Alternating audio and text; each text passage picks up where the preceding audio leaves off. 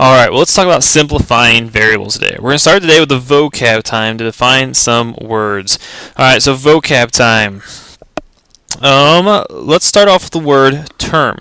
A term is a number or the product of a number and variables. So a term is a number or the product of a number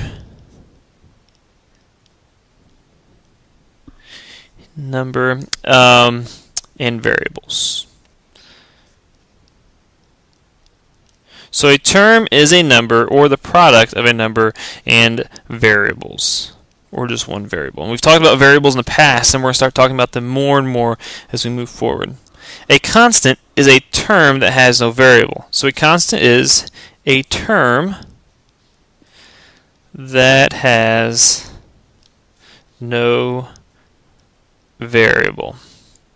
So just numbers, 6, 27, 154, these are all constants. Like terms have identical variables. So like terms have identical variables.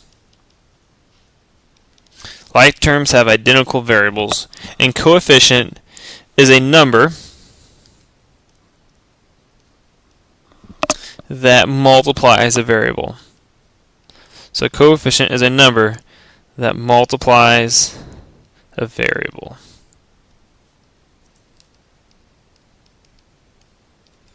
Alright, so let's look at an example of this. Here we have 3m minus 2n plus n minus 4. So these are all different terms. A constant would be an example of this 4. Like terms, you can see that in blue, alright, the n, they have the exact same variable. And the coefficients are the numbers that are multiplied by the different variables. So 3 would be a coefficient, 2 would be a coefficient, and actually this n has a coefficient of 1. So if you don't see a coefficient tied to the variable, it has a coefficient of 1. That's something that's very important that we're going to need to know. Alright, so let's look at this and let's name coefficients, like terms, and constants. So the constant for this would be 6. So we can say the constant, we'll put CON 6. Coefficients,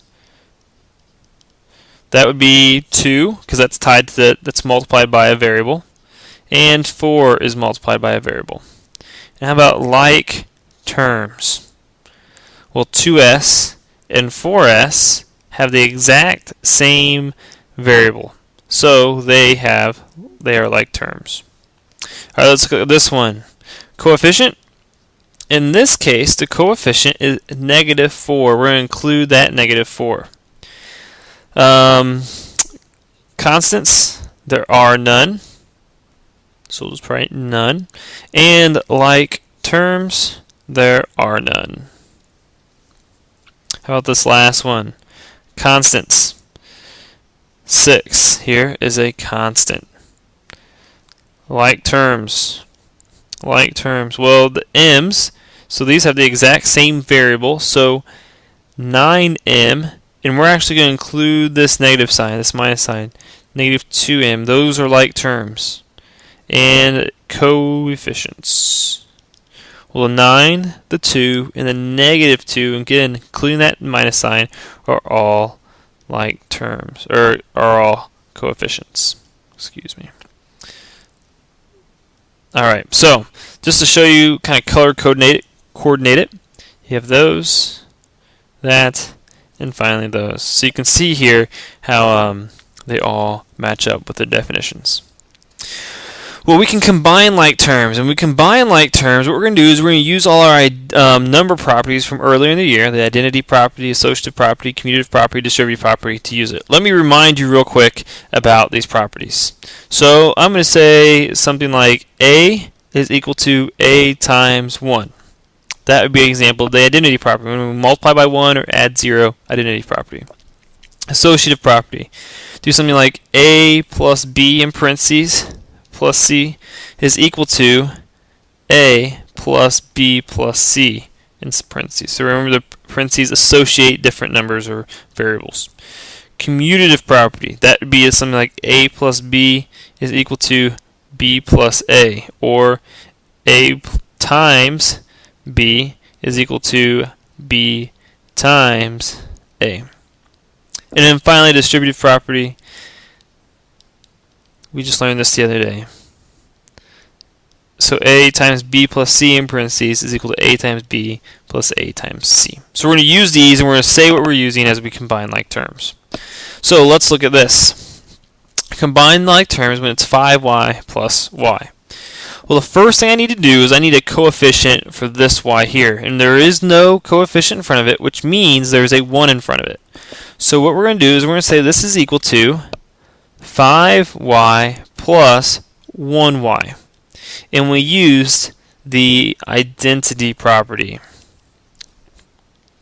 Now here I have these common terms, these common variables, and so what I can do is I can use the distributive property. This is 5 times y plus 1 times y. I can make that equal to y times 5 plus 1, and that is the distributive property.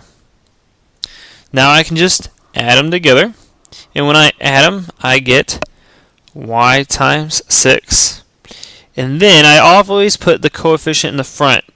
So I go 6y, and that is the commutative property. So you can see that I get 5y plus y is equal to 6y. I use the identity, distributive, commutative. Let's do another one. P plus 6p minus 4p. Well, first thing I need to do is I need to use the identity property to put a coefficient in front of that first, p. So 1 times p plus 6 plus 6p minus 4p. And that was the identity.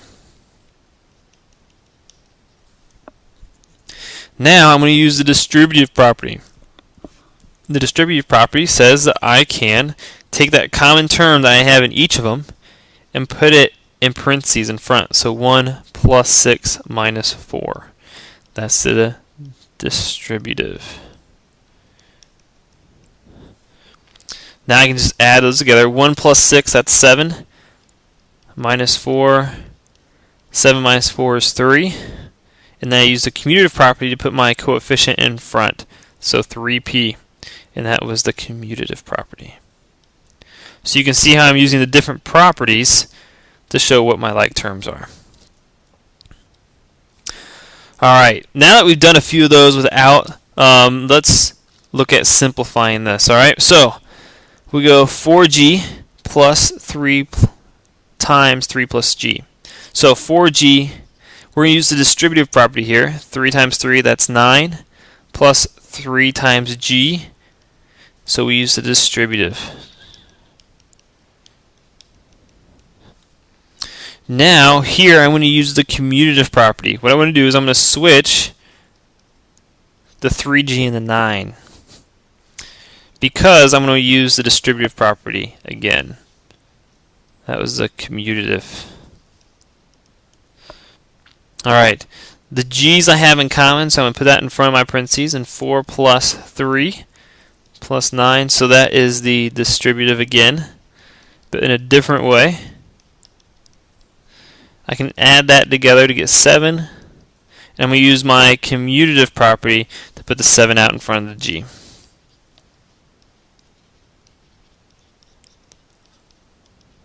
So you can see here why, like terms, I can simplify this large expression into this much smaller expression, and how the number properties can help us out. Alright, I think this might be our last one, so let's try it. 4x plus 3. Now remember, we use the distributive property. We have to bring in that minus and go both ways. So minus 10 plus negative 2x. And that's using the distributive. Alright, now let's use the commutative property to move these numbers around. So 4x plus negative 2x plus 3 minus 10. I just moved this term here, right there. That's commutative. Alright, now let's use the distributive again. I have the common x term here, and that gives me x with a 4 plus negative 2 plus 3 minus 10. That's the distributive.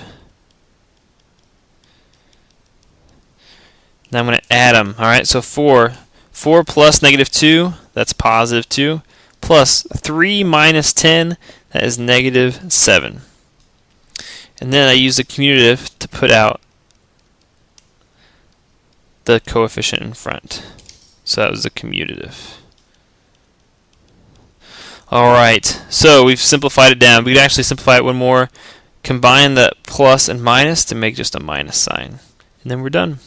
So, I think that's all we got. If you have any questions, this is a little bit confusing and can be a little bit confusing. I'm happy to answer questions tomorrow. Have a good evening.